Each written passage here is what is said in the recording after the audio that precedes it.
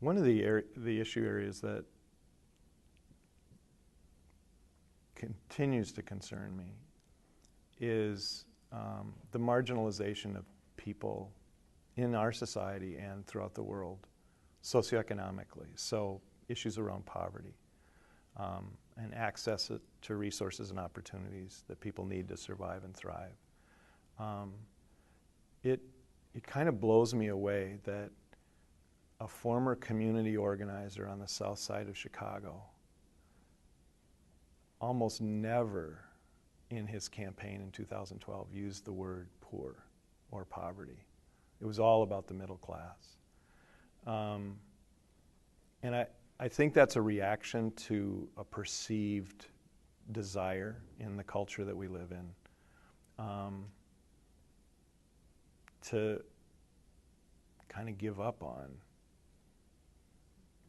poverty as something that we're going to address in some kind of empowering, allied kind of way. I think it feels in conversations about issues around poverty and homelessness that it's about, well, people got to pick themselves up by their bootstraps, and they just have to work hard. I mean, the proposals, the criteria that get used seem to like put so much responsibility on top of people who are just struggling to survive. And then to see the gap between the haves and the have-nots globally just become increasingly large is just really disheartening. And it's not just disheartening because people in those situations are suffering and dying, but it's also disheartening because those of us who are advantaged by the systems that maintain the disparity are living impoverished lives. I mean, I've had so many experiences with people who live in difficult situations, like those folks that were farm workers in the Central Valley of California. I think about people I met in El Salvador after the Civil War. The courage, the resilience, the sense of community, caring for each other, the generosity, the hospitality. And I don't want to like claim that every person in poverty is a saint. I think people on the margins economically are as diverse as the rest of us in terms of virtue. But I think there is something about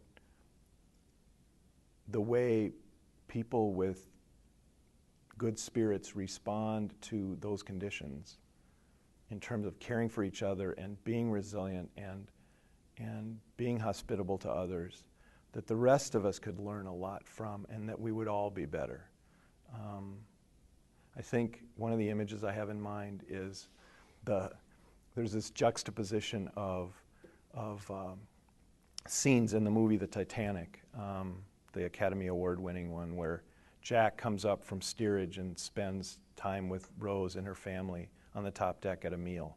And it's the most awful social experience, just brutal in terms of its judgment, its coldness. I mean, the food's fine, food's great, but it's an awful place to be. And then he invites Rose down to steerage for the dance and the party, you know. And to me, that's a real image of how life would be better if we could figure out how to be more equitable in our sharing of resources, just in how we allocate labor. So it's not just about the suffering of people below decks. It's about the emptiness and the oppressive nature of life on the top deck. In terms of what gives me hope in the face of those sorts of things, I go back to there's different versions of this, but one that sticks with me a lot.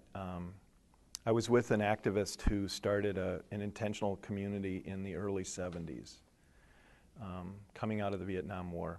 Her name's Liz McAllister. The community's called Jonah House. It's located in Baltimore. And it's a faith community, very inclusive, comes out of the Christian tradition, but Buddhists and Jews and atheists are all welcome. And there was one time when I was there for a prayer experience, and the reading was about, it's from the Old Testament book of Isaiah. The snow and the rain come down and they water the earth and don't return until they've completed the work that they've done. And Liz was commenting on it, and she said, it gives me a sense of hope and makes me realize that really it's not up to me, that that there's something involved in how the universe functions. And for Liz, that's the Spirit of God, that is doing the work and ultimately will be victorious. It'll ultimately be completed. And my role is not to do it for that force, but to participate with that force. And you know, here's a woman who's goes back to the struggles of the Vietnam War era, the work on nuclear weapon issues. I mean, talk about hurricanes coming at you. And she's dedicated her life to it, to just sit there and say, with a real sense of peace and joy, it's really not up to me, was really liberating for me and affirmed my sense that, yeah, if I'm going to base this on what I can accomplish and it happening in my lifetime, then I don't think I'm going to be hopeful. But if I can have a real sense, not a magical, like, wishful sense, but a real sense that there is that Spirit pulsing in the world, and, you know, and we encounter it, then I think that's a hopeful way to see the world and to live in it. And I encounter that Spirit in young people who get energized by this, in elders who have run the marathon and are still in it. So I'd say that's probably at core what keeps me going.